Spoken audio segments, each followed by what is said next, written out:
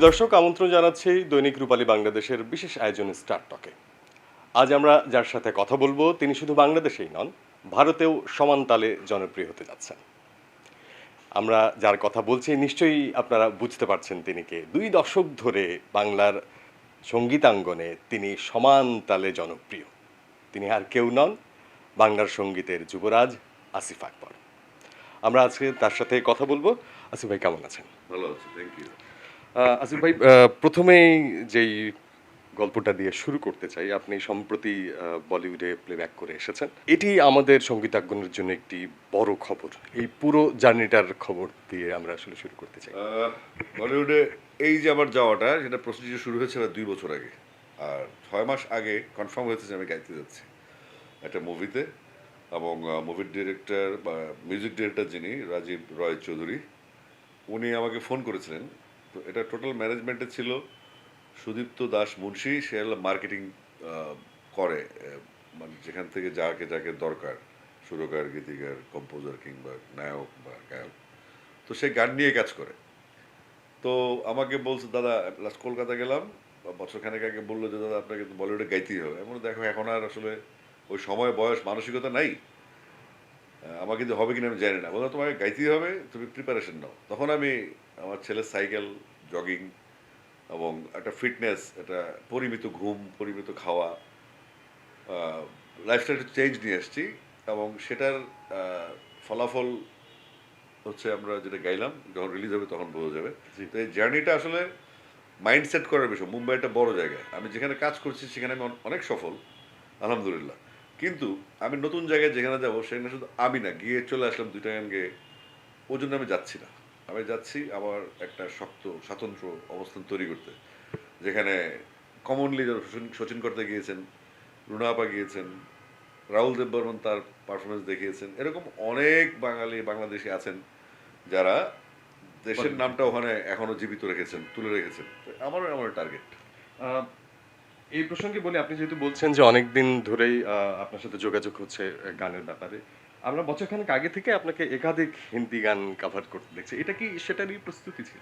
না, এটা অন্যরকম। আমি হচ্ছে কে জনাব কৃষ্ণ কুমার যখন মারা যান, তখন আমি দেখলাম যে টেম্পারেচারের জন্য, কনসার্টের টেম্পারেচার শর্টেজের কারণে ওনার একটা স্ট্রোক হয়ে যায়, তারপরে তিনি মারা যান। তো এর আগে ওনার গান আমি শুনেছি, আর হচ্ছে গান কমনলি ভয়েসগুলো প্রায় কাছাকাছি। কিন্তু যখন আমি কেকের গান শুনলাম, আমার মনটা খুব খারাপ হয়ে গেছে। মাত্র 54 বছর বয়সে একটা শিল্পী, এটা একটা অস্বাভাবিক মৃত্যু টেম্পারেচারের জন্য। অবশ্যই। যেটা আমরা যখন কনসার্ট করি তখন ফিল করি আসলে হয়তো এটি আমার শেষ গান। তখন কে কে সাহেবের মৃত্যুটা একটু ভাবায়, তখন আমি কিসলুকে বললাম, জাভেদ আহমেদ আমাদের মিউজিক ডিরেক্টর, বললাম ওনার একটা গান আমি করতে চাই, এবং যে স্টোরিটা বজরঙ্গি ভাইজানে আছে, তুজো মিলা। তো একটা নতুন অতিথি, আরেকটা মানুষের সাথে পরিচয় এবং তার একটা জার্নি এবং গানটার মধ্যে যে একটা আবেগ, তখন আবার কে কে সাহেবের মৃত্যু, তখন কাজটা করা আমার কখনোই কোনো প্ল্যান ছিল না। তারপরে টুকটুক করলাম, এবং আমি জানি সেই গানগুলোতে অনেক ভুল আছে। এবার যাওয়ার পরে অনেক কিছু বুঝতে পারলাম উচ্চারণের ক্ষেত্রে। তা আমি তো আর হিন্দি ভাষী না, অবশ্যই। তো আমাকে ডেফিনেটলি গ্রুমিং করতে হবে, ট্রেন্ড আপ হতে হবে। তো সেটা আমি করছি। আপনি মুম্বাইয়ের অনেকগুলো স্টুডিওতে, একাধিক স্টুডিওতে কাজ করেছেন। আমাদের ইন্ডাস্ট্রির সাথে তাদের ইন্ডাস্ট্রির কোনো পার্থক্য কি আপনি দেখেছেন? শুধু পার্থক্যই আছে, আর কিছু নেই। অনেক শুধু পার্থক্য। পার্থক্য আছে, ব্যাপ্তি অনেক হাই। তারা আজ থেকে 70-80 বছর আগে থেকে তারা ট্রেন্ড আপ, এবং তারা একই কালচারে নিজেকে ডেভেলপ করছে। ঠিক সেম কালচার আমাদের ছিল। এই বনেদি ব্যাপারটা আমাদেরও ছিল, বুনিয়াদি ব্যাপারটা আমাদেরও ছিল, ফিল্মে স্পেশালি। যেটা আসলে আমরা দেখি যে 2000 সালের পর থেকে, এই জন্য আমি সবসময় বলি আমি আগের প্রজন্মের শেষ বংশধর। অর্থাৎ আলাউদ্দিন আলী সাহেবের সাথে কাজ করেছি আমি, আমির ইমতিয়াজ বুলবুল সাহেব, আলম খান আঙ্কেল, প্রমিনেন্ট মানুষদের সাথে কাজ করেছি, যেটা আমাদের জেনারেশনে পাচ্ছে না। তো ওইখানকার যে এনভায়রনমেন্টটা, যে এআর রহমান সাহেবের স্টুডিওতে গেলাম লাস্ট ডন গানটা, ওরা যে হেডফোন, ব্যালেন্স, ইকুইপমেন্টস এবং রুমের যে স্টুডিওর টেম্পারেচার, শিক্ষণীয় ব্যাপার। তা আমাকে আলী কাকা সবসময় বলতেন, আলাউদ্দিন আলী সাহেব বলতেন, তোমরা অনেক ভালো গাও, তোমরা অনেক প্রতিভাবান, বাংলাদেশের যে ওয়েদার, বাংলাদেশের যে পরিবেশ, সেই তুলনায় তোমাদের গান গাওয়া উচিত না। তো ওটা আমি বুঝলাম, হয়তো কেন বলছে আমি ঠিক বুঝতে পারিনি তখন, বাট দিস টাইম মুম্বাই সফরে গিয়ে বুঝলাম যে না, গানের জন্য টেম্পারেচার একটা ব্যাপার। অনেক কিছু ফ্যাক্ট, অনেক পরিবেশ, পারিবারিক পরিবেশ, মানসিক শান্তি, মানসিক প্রশান্তি, ফাইন্যান্স, সিকিউরিটি, উচ্চারণ বা আমাদের প্রাতিষ্ঠানিক শিক্ষাগুলো খুব প্রয়োজন। হুটহাট করে আমার মনে হলো একটা গান লিখে ফেললাম, হুট করে একদিন শুরু করে ফেললো, এগুলো আসলে কাজ না। এগুলো হচ্ছে আমারও টাকা দরকার, যিনি লিখছেন তারও টাকা দরকার। এই জায়গায় চলে গেছি আমরা। কিন্তু জিনিসটা দেখা গেল ৩০ বছর পর অডিওটার মানে একটা ভারী গলা হয়ে যায় নারী গলা। হুম, হুম। হ্যাঁ, ওই কোয়ালিটি থাকে না। বাট এদের গান আপনি শুনলে দেখবেন যে 60 ইয়ার্স ব্যাক যে রেকর্ডিংটা হয়েছে সেটা এখনো সুন্দর। হুম। তো এই জিনিসগুলো আমাদের ঘাটতি হয়ে গেছে। এগুলো আগে ছিল আমাদের। এই যে আপনি বলছেন ৬০ বছর আগের যে গান, সেটাতেও যে পেশাদারিত্ব ছিল, এখন সাউন্ড তো তার মিক্সিং এ, হ্যাঁ, সাউন্ড মিক্সিং সাউন্ড মিক্সিং মিক্সচারের এ বিষয়ে। অনেক পেশাদারিত্ব ছিল। এখন তো তারা আরো উন্নত হয়েছে, পেশাদারিত্ব তারা আরো বলিষ্ঠ হয়েছে। আমরা কেন পিছিয়ে পড়লাম? তা আমাদেরও কিন্তু আরো যাওয়া হচ্ছিল। তেলেগুর মতো একটা ছোট প্রদেশ যদি তারা সারা পৃথিবী ডমিনেট করতে পারে, তামিলরা যদি ডমিনেট করতে পারে, নতুন ধারা তৈরি করতে পারে একই দেশের মধ্যে, তাহলে আমাদের কি হয়েছে? আমাদের ডিক্রিজ হয়েছে। আমাদের পতন হয়েছে। আমরা আসলে যেটা আরো উন্নত হওয়ার কথা সেটা হয়নি, সেটা হয়নি। আর সেটা কেন হয়নি সেটা আমরা জানি। বাংলাদেশে এটা হয়। বাট হবে না তাও না। তো আশা করছি আমার এই এন্ট্রিটা শুধুমাত্র আমার সফলতা না। ইন্ডাস্ট্রিতে আজকে যে আলোচনা হচ্ছে স্টুডিও কেন্দ্রিক এই টেম্পারেচার নিয়ে কথা হচ্ছে। এইগুলো একসময় নিশ্চয়ই কোনো প্রাইভেটাইজেশন কেউ প্রাইভেটভাবে করবে এবং সেই কাজও বাংলাদেশে এখন অমন কোনো কাজ নেই যে ২ কোটি, ৫ কোটি, ১০ কোটি টাকা খরচ করে স্টুডিও করলে রাতারাতি ফসল আসবে, সেটাও না। কিন্তু হইতে হবে জিনিসটা। অনেক ভারি কি আলোচনা হলো। এবার যদি একটু আমরা অন্যরকম বিষয়ে যাই। আপনি ফিল্মে তো প্লেব্যাক করলেনই বলিউডে গিয়ে। এর বাইরেও বোধহয় কিছু গানে আপনি ভয়েস দিয়েছেন। এগুলো সম্বন্ধে যদি একটু বলতেন। একটা গান ছিল অনুরাধা পরওয়ালজির সাথে, যেটা রাজা কাশেফ মিউজিক ডিরেক্টর ইংল্যান্ডের। ও এই গানটা তৈরি করে আরো প্রায় বছর দেড়েক আগে তৈরি করে আমাকে প্রপোজাল দিয়ে দীপ চান্দির উপর, তালের নাম দীপ চান্দি। তা আমি তো এগুলো শুনিনি। বললো যে একটা গান করেছি, ভাই আপনি এই গানটা গাইবেন, আপনার সাথে অনুরাধাজি গাইবেন। আমি বললাম অনুরাধার নাম শুনে তো একটু দুর্বল হয়ে গেছেন, যেহেতু আপনার কৈশোর থেকে শুনে আসছি ওনাকে। এর আগে বোধহয় তার সাথে আপনার গান গাওয়ার ইয়েও হয়নি। না না না, ইন্ডিয়াতে আসলে ওর কবিতা কৃষ্ণ মধ্যে যেটা হয়েছিল সেটা আমাদের কোম্পানির সিলেকশন ছিল সাউন্ড থেকে। উনি বলেন আপনি মুম্বাই যান, একটা এক্সপিরিয়েন্স নিয়ে আসেন। সুলতান মোহাম্মদ বাবুল বলেছেন আপনি মুম্বাই যান, একটা এক্সপিরিয়েন্স নিয়ে আসেন। এটা কোম্পানি থেকে করে ফেলছে, জি। আমারও কোনো ইচ্ছা ছিল না, উনিই বলছেন এটা। তো এখন যেটা হচ্ছে অনুরাধা পারওয়ালের প্রসঙ্গে জি, ওনার জি। সাথে গান গাইবো এবং গানের কম্পোজিশন সব ইংল্যান্ডে হয়েছে। ওখানকার মিউজিশিয়ানরা কাজ করেছে, যেটা মিক্স মাস্টারিং হয়েছে ইয়াশ রাজে। গানটি লিখেছেন কবির বকুল ভাই। তো এটা ছিল চিরদিনের জীবন সঙ্গিনী গান টাইটেলে। এটা আমি ভয়েস দিয়ে আসছি। এর আগে ওনারা দেশে ভয়েস দিয়েছেন, তো যেহেতু ভয়েস একসাথে দিতে পারিনি, এটা কাভার করার জন্য ছবি তুলতে হবে একটা। তো ওনারা যদি আমাদের ডিনারের দাওয়াত দেন, ওনারা বাসায় গেলাম। আরেকটা করলাম এম কে এম স্টুডিওতে এ আর রহমান সাহেবের। ওটা একটা ইন্টারেস্টিং। ওনার কয়েকটা বুথ আছে স্টুডিওর। তো আমাকে যে বুথটা দিল সেটাও স্ট্যান্ডার্ড নাইস। হঠাৎ করে কি মনে হলো তাদের, তারা বললো যে না, এ আর রহমান সাহেব যেখানে গান করেন নিজে, যেখানে তিনি যেখানে কম্পোজিশন, কম্পোজ যেখানে করেন। তিনি বসেন, যেটা তার আন্ডারে, ওই হেডফোন যেটা তিনি ইউজ করেন বা ওই রুমটা যেটা তিনি ইউজ করেন, ওটাতে আমাকে সুযোগ দেওয়া হলো। এবং ওনার রেজিস্ট্রি খাতা থাকে যে কে গানটা গেয়ে গেল। সাধারণত ওরা ভাড়া দেয় না এরা। তো আমারটা ভাড়া নেওয়ার ফলে আমরা ঢোকার সুযোগ পেলাম। তাও একটা কানেক্টিভিটি মধ্যে রাজা কাশিম ম্যানেজ করেছে টোটাল ব্যাপারটা। তো যেটা মিউজিক ডিরেক্টর জাভেদ আহমেদ কিসলু, গানের নাম দি লাস্ট ডন, যেটা গান লিখেছে শরীফ সুফিয়ান।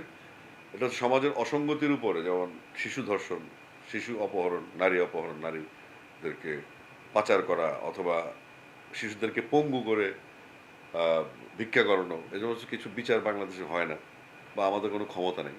তো অ্যাওয়ারনেস ডেভেলপ করার জন্য আমরা একটা গান করেছি। আমি বলবো বাংলা মিউজিকে একটা নতুনত্ব আসবে, নতুন নতুন একটা গান আসবে, যেটাতে আসলে সবসময় তো প্রেমের গান গাই। আমরা তো টাকার জন্যই গান গাই আসলে। না, জীবনমুখী মরণমুখী না। এটা হচ্ছে আমাকে মনে হয়েছে এই সাবজেক্টটাকে হাইলাইট করে একটা অ্যাওয়ারনেস, একটা মানুষের মধ্যে একটা একটা চেতনা জাগানো যে হ্যাঁ, এই অত্যাচারগুলি হয়, আমাদের কিছু করা উচিত, কিছু ভাবা উচিত। একটা মানুষ বা অনেকগুলো মানুষ যখন একটা জিনিসটা ভাববে, নিশ্চয়ই একটা ফলো আপ থাকবে। অনুরাধা পারওয়ালের সাথে যেহেতু আপনার একসাথে গান গাওয়া হয়নি, ব্যক্তি হিসেবে কেমন ভাবে চিনলেন আপনি অনুরাধা পারওয়ালকে? এটা তো আসলে আমরা তো তাদের নাম শুনে অভ্যস্ত। তো উনি ওনার বাসায় দাওয়াত দিলেন, সাদামাটা চাল-চলন ওনার। উনি খুব ট্রাভেল করেন, পছন্দ করেন। আর উনি আ ভজনের খুব হুম। ভক্ত, নিজে ভজন করেন এবং সকালে প্রত্যেকদিন সকালবেলা ঘুম থেকে উঠে উনি একটা মোটিভেশন স্পিচ দেন জীবন ধারণ নিয়ে মানুষের। তো আমরা যখন ঢুকলাম, একটু অ্যাংজাইটিতে ছিলাম আসলে কি করতে পারি? মানে কি করলে উনি খুশি হবেন বা আমরা অভদ্র হব না? তা উনি বসলেন, ছবি-টবি তোলা হলো না আর তখন। আলাপ করলাম, উনি গান শুনে বললেন যে, "তোমার ভয়েস তো অনেক ভালো। মুম্বাই তোমার। হতে পারে যদি তুমি লেগে থাকো এবং তোমার ওই ক্যাপাবিলিটি আছে তোমার। এবং খাইলাম, খাওয়ার সময় উনি নিজেই সবার প্লেট নিজেই গুছিয়ে দিয়েছেন এবং পরবর্তীতে আমরা খুব হাঙ্গরি ছিলাম, সারাদিন কাজ টাজ করে যেহেতু ওনার বাসায় খাবো আর মাঝখানে কিছু খাইনি, তো আবার একটু হাবাইত্যার মতো আর কি, যেটা কুমিল্লা ভাষায় বলে, তো আবার একটু নিবো, আবার আবার আমি দিচ্ছি। আসলে বড় শিল্পী হওয়া যায়, হয় অনেকেই হয়, মানে বড় মানুষ দেখে আসলাম আর কি একজন। মানে বিনয় হ্যাঁ, মানুষ যত বড় হয় এটা বিনয় তত বড়। আপ্যায়নটা রিসিভ করাটা, জি। যে আমরা ভিন দেশ থেকে আসছি, তোমাদের দেশে মাছ কেমন হয় আমি তো খবর পেয়েছি, তোমাদের দেশ অনেক নদীমাতৃক দেশ, আবার একটু মাছের রেস্ট্রিকশন আছে, আপনি ইলিশটা আমরা পছন্দ করি না, কারণ ইলিশ আমরা সচরাচর খুব সিজনে খাই। উনি বাংলা বোঝেন। হ্যাঁ, ওই মিলাই টিলাই বলছি আর কি, হিন্দি বাংলা ইংরেজি যতটুকু বুঝে, উনি বাংলা গান অনেক গেয়েছেন আর কিছুটা সিমিলারিটি তো ভাষায় আছে।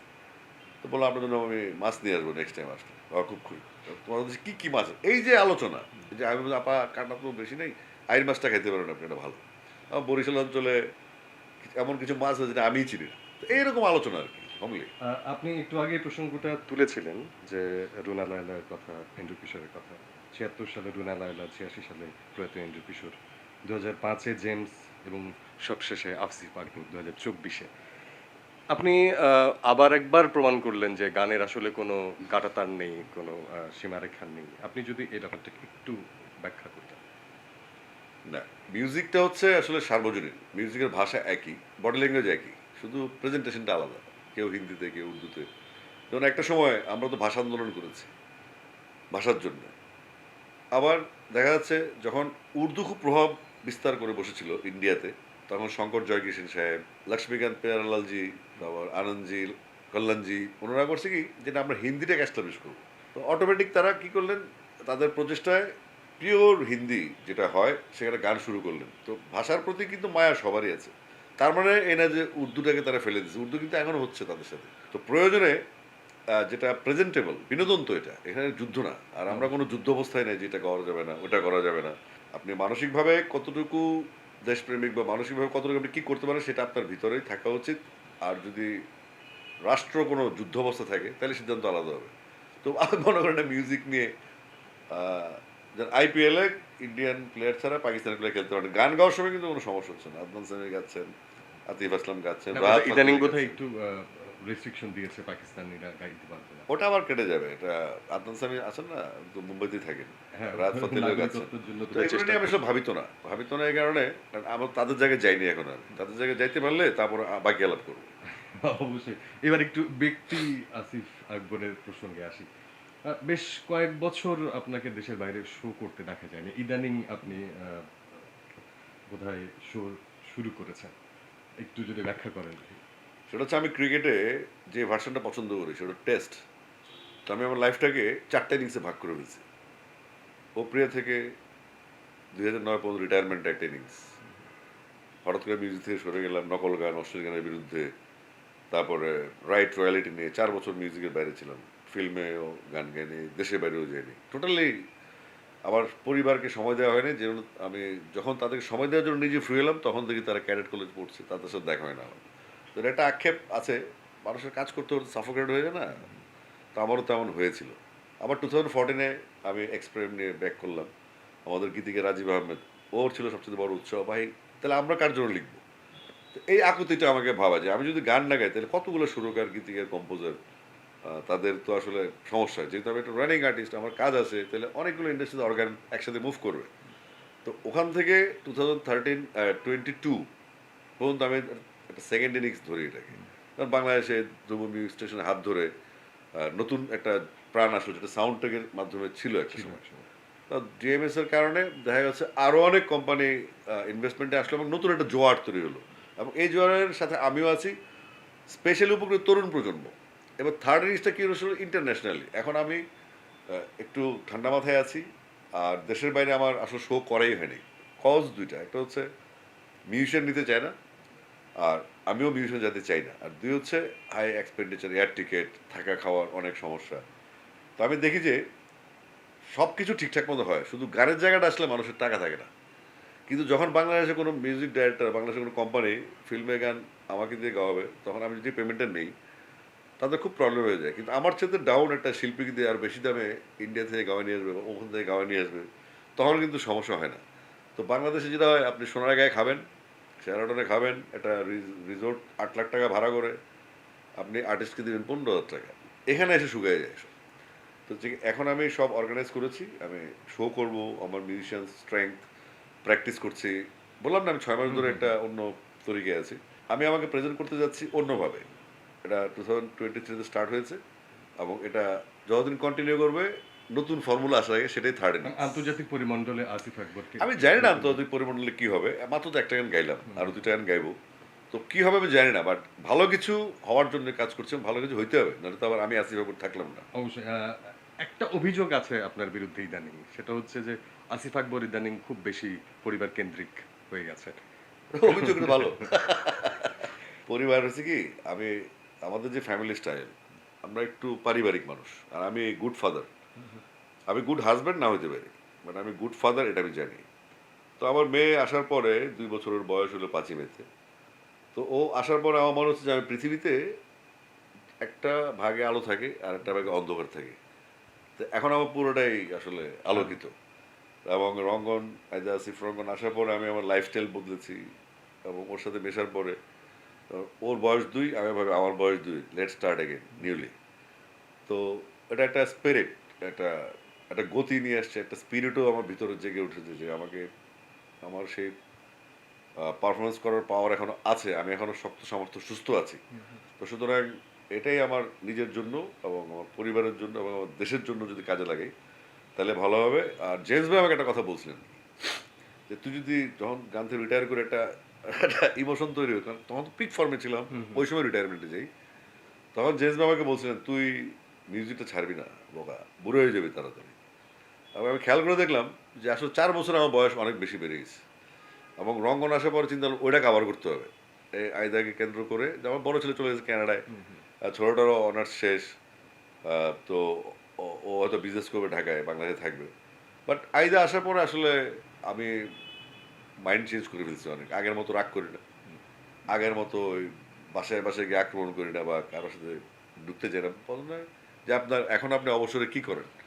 অবসরে আমি ফেসবুক চালাই এবং ব্লগ মারি, আমার পেশা হয়েছে এটা। আমি কোনো নয়েজ চাই না, কারণ আমরা ফেসবুকের আগের জন্ম, ফেসবুকের আগে আমাদের জন্ম।